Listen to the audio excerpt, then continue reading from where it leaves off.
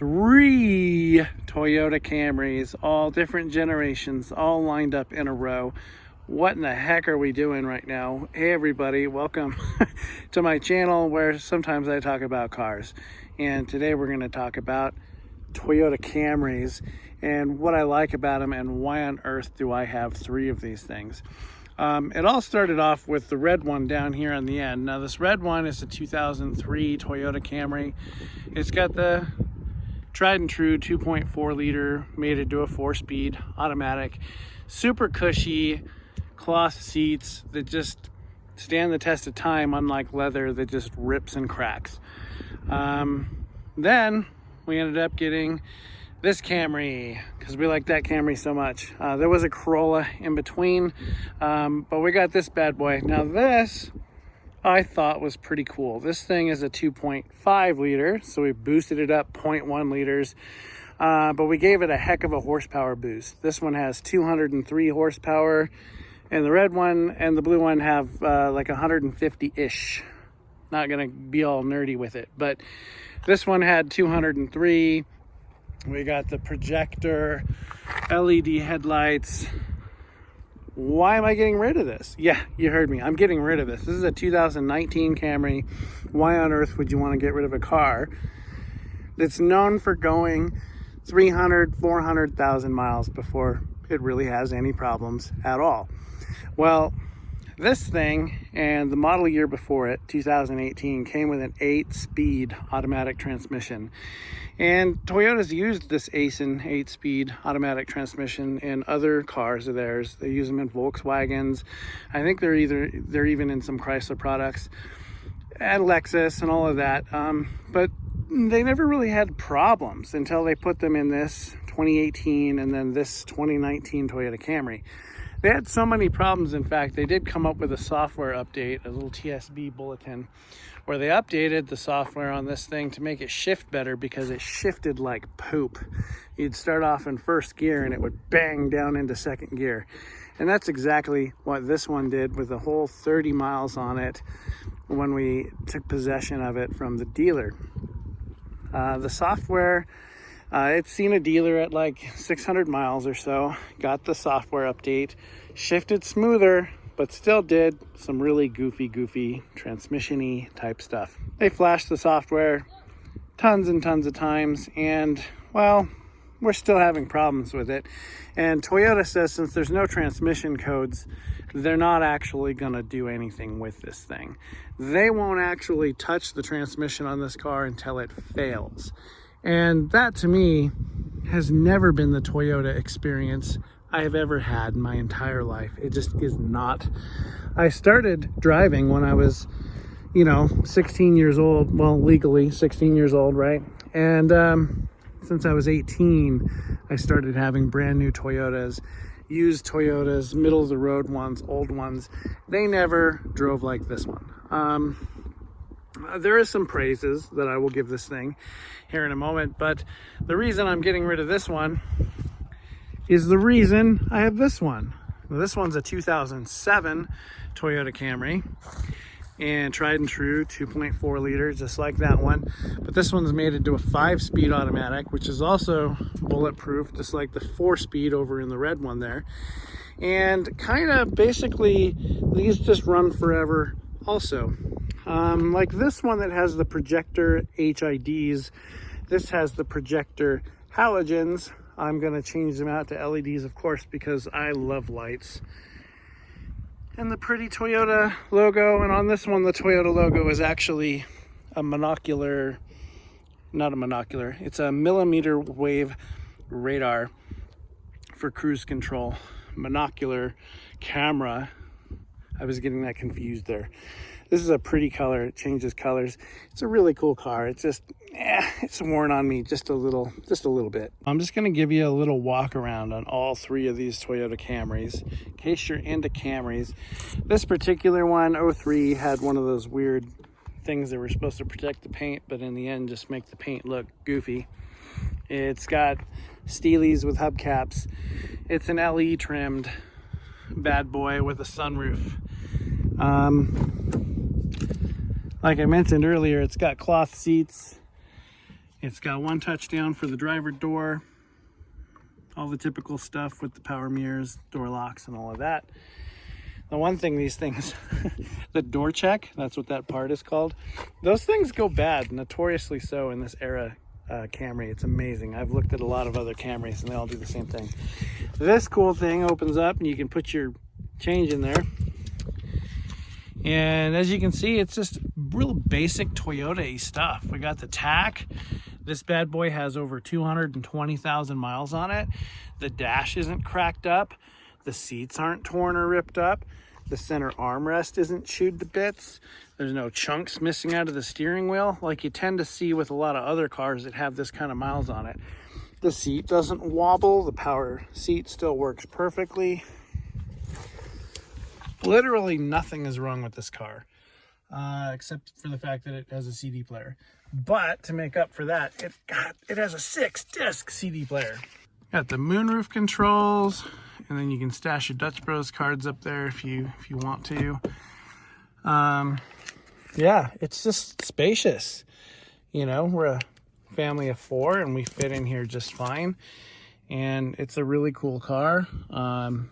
It's just a real sturdy, well-built, pretty cushy riding kind of vehicle. It's not like a Corolla where it's tinny and cheap feeling. Everything about this thing just feels substantial.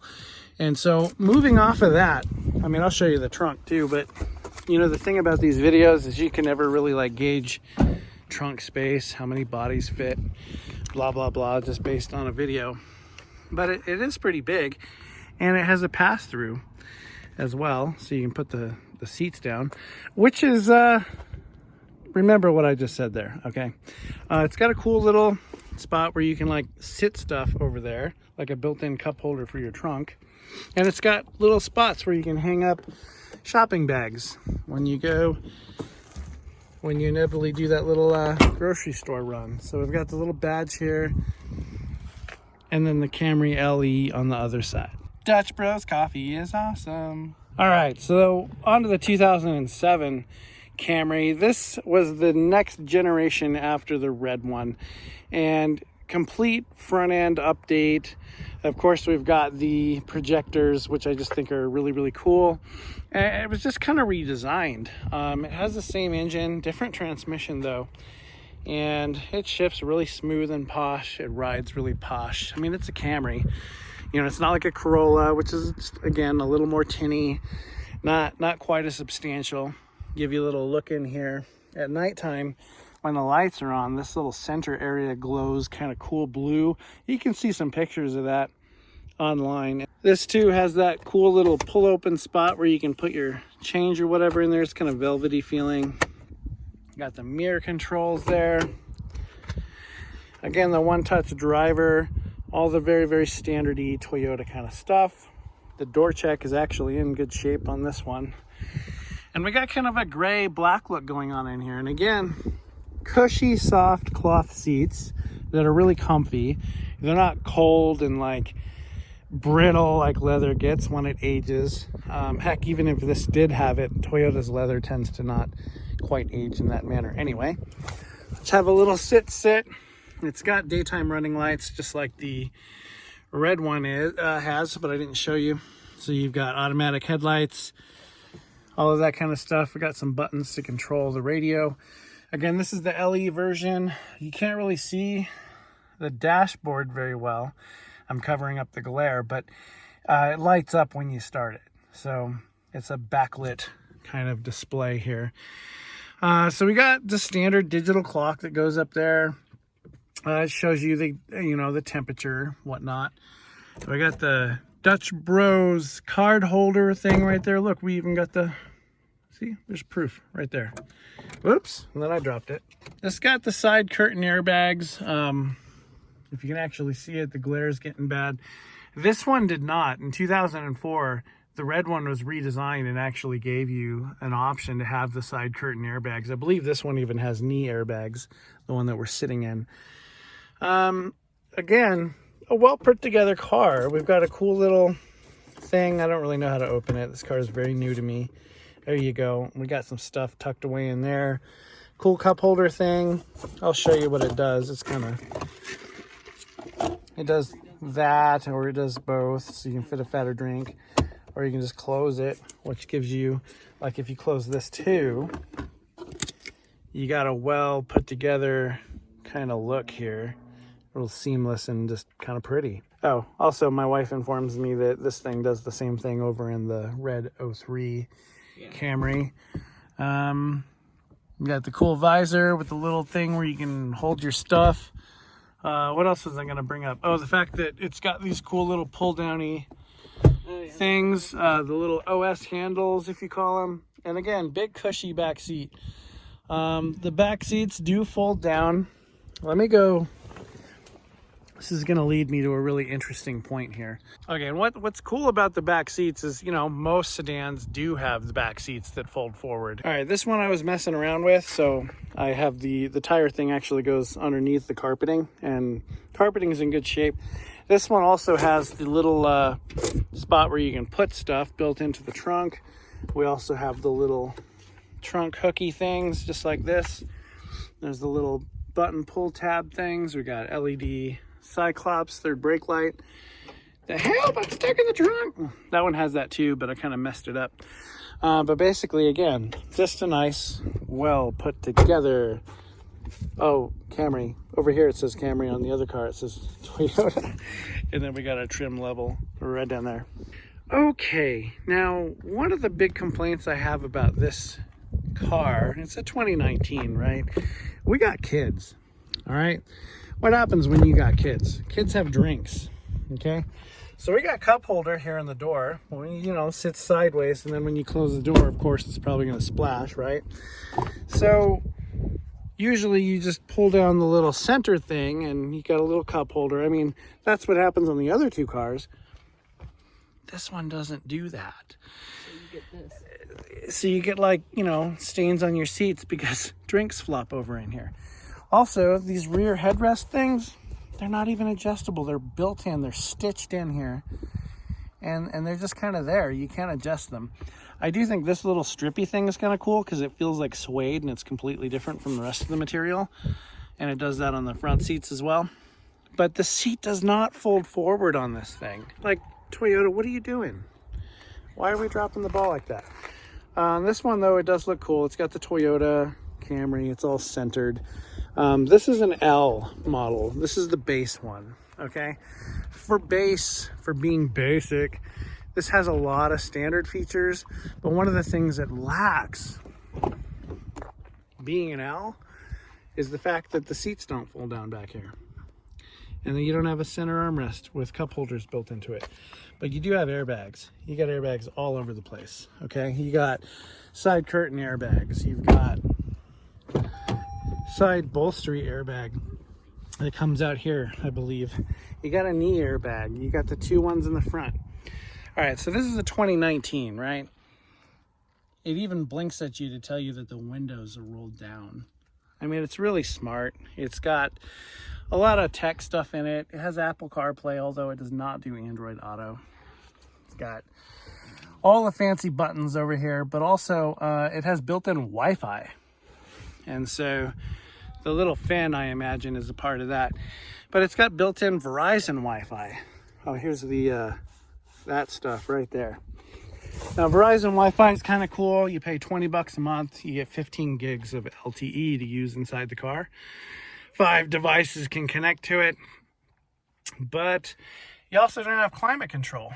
My Toyota Corolla had climate control. Like automatic climate control is what I mean. This is all, you know, pretty manual. But the cool stuff is, I mean, this is still computer controlled. However, it's more simple, so it's less likely to break down. The gauge, okay, the steering wheel, you got just menu after menu. You can look at your fuel economy based on your trip that you've taken, based since like you refilled the tank, all sorts of stuff. And the other thing is we went from the cool kind of cruise control that I actually know how to use. We have a little stick here on the side, and it's always been that way with Toyotas. And we've changed it. So to engage cruise control, we have to like hit this button, hit that button, and then resume, like, you know, or increase speed, decrease speed, turn it on, off. It's a little different. The other cool stuff this has is with the camera that's mounted back there, or up there rather. This thing right here, this button will control the, you know, how far away you are from a car in front of you when you got cruise control set. This button here also uses that up there. Wait, I said that all backwards. Okay, this is the Toyota symbol up front, the millimeter wave radar for the cruise control. And this is the lane keep assist, which is what the camera aids in.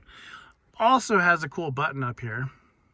See this cool warning thing? Vehicle data transmission is on.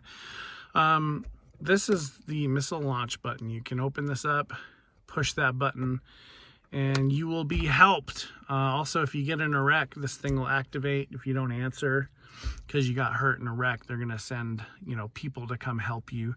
But this is just a cool feature because it'll relay your info in the event of an accident and you can get some help. Also, the cool lights up here are the bluish LEDs, which are always exciting. And then we've got the extenders. So it has a lot of cool features, but one of the biggest ones I just can't get over the fact is it just does not have rear cup holders in the back seats. They even made this electronic now instead of just pulling a little latch.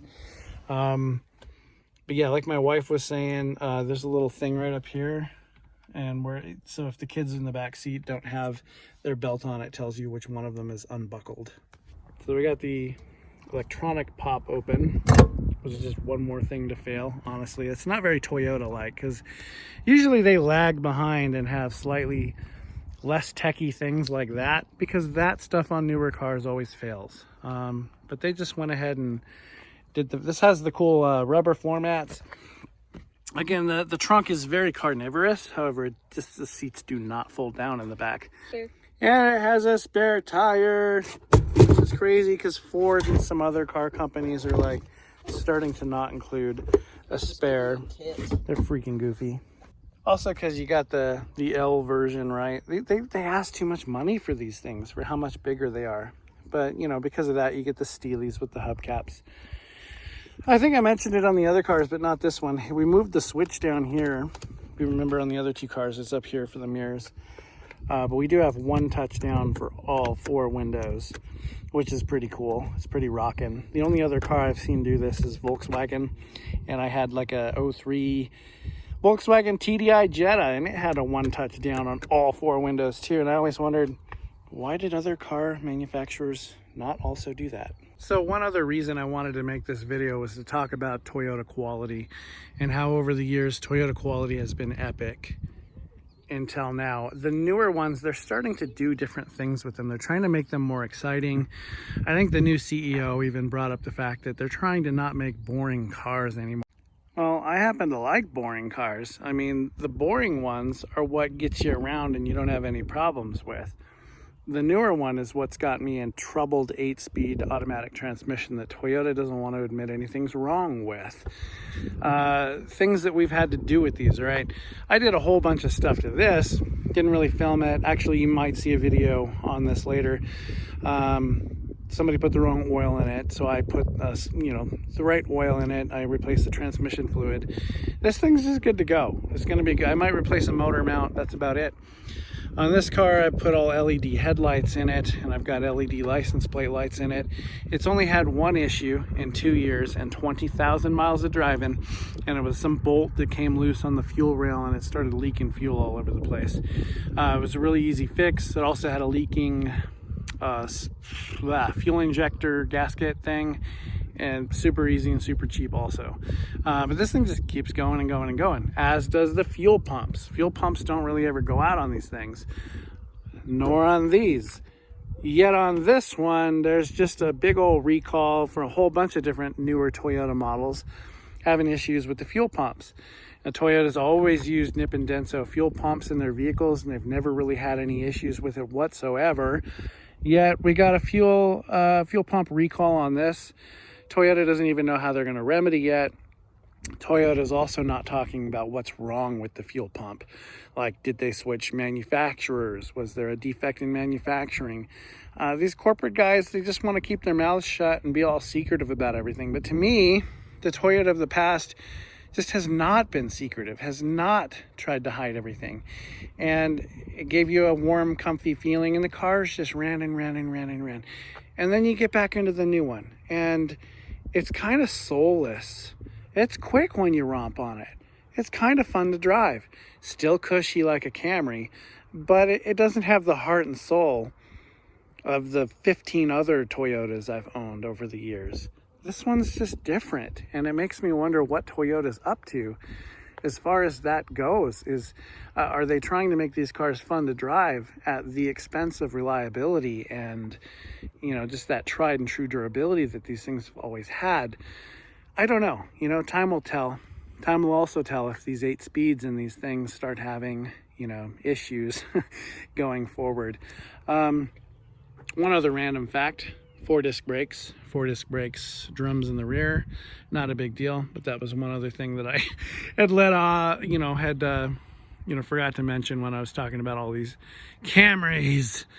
All right, guys, upcoming other videos are going to be 0 to 60 clips of this bad boy. I just want to see how fast it goes 0 to 60 with the 8-speed automatic mated to the 2.5 liter timing chain 4-cylinder engine with 200 horsepower.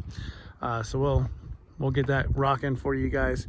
Thanks for watching. If you're into Toyota Camrys, leave me a comment, a thumbs up, and let's talk about Camrys. Camrys of the past, Camrys of the near past, Camrys of the present, and Camrys into the future. What's Toyota gonna do with the Camry lineup? What have they already done with the Camry lineup since this one came out?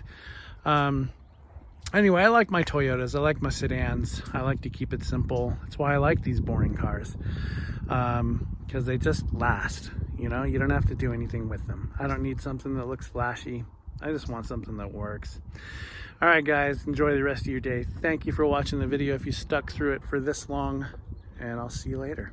This will be a 0 to 60 run of a 2019 Toyota Camry L, 8,590 miles on it. We're gonna get out here and I'll get into this is gonna be a slight downhill run. We're gonna be in drive, everything on normal. All right, here we go.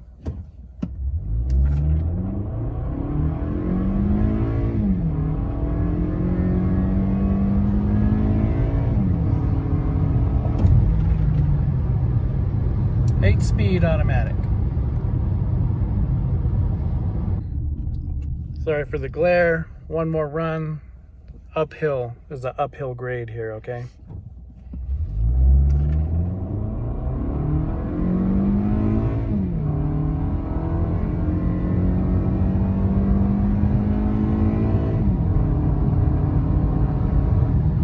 Still pushed you back a little bit, but definitely not quite the same as level ground.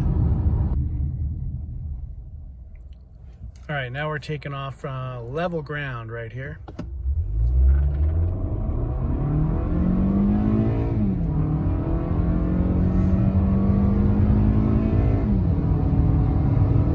Yeah!